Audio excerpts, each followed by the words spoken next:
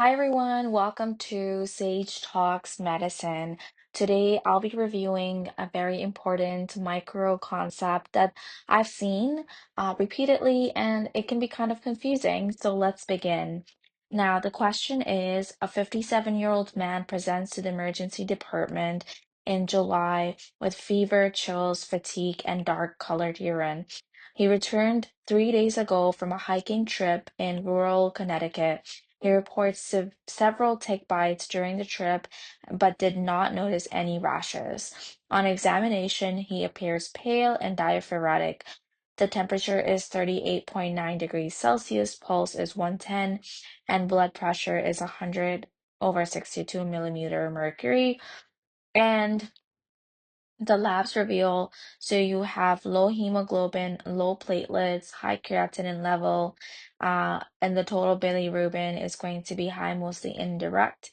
The peripheral blood smear is going to show intraerythrocytic ring forms and tetrads, no rashes observed.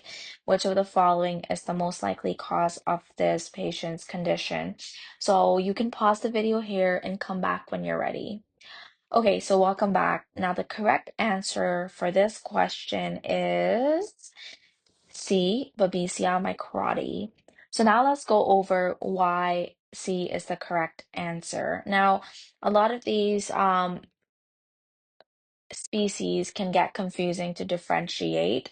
Now, if we go back to our first aid, Babesia or Babesiosis is fever and hemolytic anemia predominantly in northeastern and north central US. Asplenia increases the risk of severe disease due to the inability to clear infected red blood cells. So the vector for this microbe, it is the Exedes tick, which is also the vector for Borrelia, Burgdorferi, and Anaplasma species. And a ring form as well as a Maltese cross are kind of pathognomic for Babesia, and I'll show you a picture and you can use the PCR. So as you can see, this is the Maltese cross right here, and it's pretty much diagnostic for Babesia. And so in the question, if you go back, we'll see that yes, this person did have fever. This person also did have hemolytic anemia because, again, they presented with hemolysis, so dark colored urine. Their hemoglobin is also low. They all had thrombocytopenia or low platelet levels. And another very important thing to recognize in a babesia is that you won't have any rashes. So that's the extra important differentiated differentiating factor between Babesia and the other species that we'll talk about. The geography also fits. You have Connecticut, which is in northeastern US, and it's during the summer as well, which is when it usually happens. And so a lot of basically everything fits, but I think if you were to remember, one big thing is that if it sounds like a tick-borne disease and you're not sure whether it's Lyme disease or anything else, babesiosis has no rash. Okay, so that's very important to remember. Now let's kind of review Lyme disease. So again, that's the more popular option that we kind of think about when we think about tick diseases. So Lyme disease is caused by Borrelia burgdorferi, which is transmitted by Exudes tick. It is also a vector for Anaplasma and the protozoa Babesia. So again, they can be co-infection. And natural reservoirs, the mouse, the deer is are essential to tick life cycle, but they do not harbor Borrelia. It is common in northeastern US. So there's a couple of stages that happen. So stage one, it's going to be localized, and you'll see an erythema migrans, which is a typical bullseye configuration of the rash, okay? And it's pathognomic for, but not always present, and you present with flu-like symptoms. Then in stage two, this is early disseminated. You have secondary lesions, carditis, AV block, facial nerve Bell's palsy, migratory myalgias, transient arthritis. And the third stage is delayed disseminated. So you'll see more CNS symptoms like encephalopathy, chronic arthritis, peripheral neuropathy. So a key Lyme pie to the face. So F for facial nerve palsy, A for arthritis, C for cardiac block, E for erythema migrans. And the treatment is doxycycline or amoxicillin if it's a pregnant patient or children under the age of 8, ceftriaxone if IV therapy is required. So when we come across tick-borne diseases, our automatic is like, oh, it's Lyme disease. But remember, this one will have the erythema migrans. And so, like, AKA the rash, and this one did not have the rash, so that's not correct.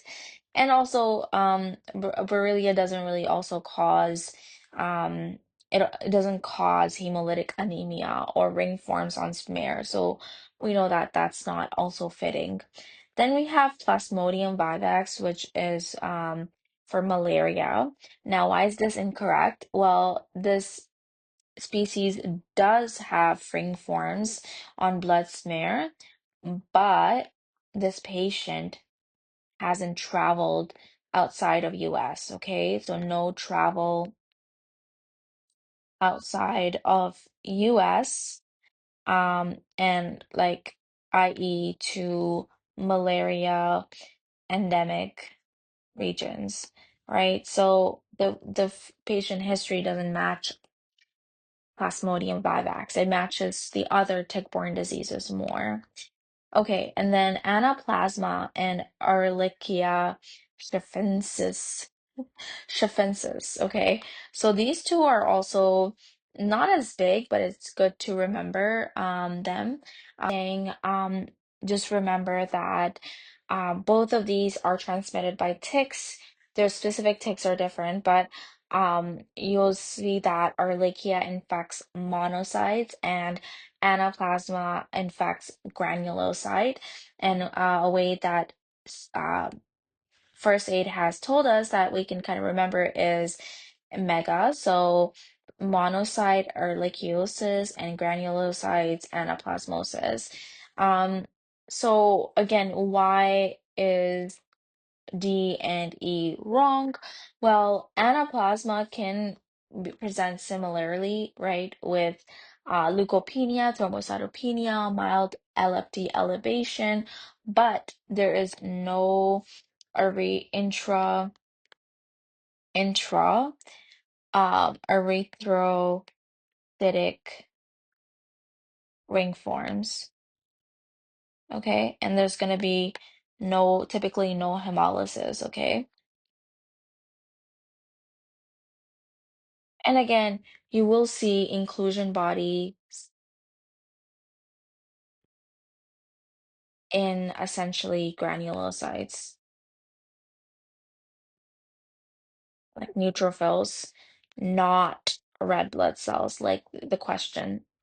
And then Ehrlichia is also more common in the south, and obviously in the question that's more of a northeastern state, and it is transmitted by a lone star tick, and again, it infects monocytes, okay,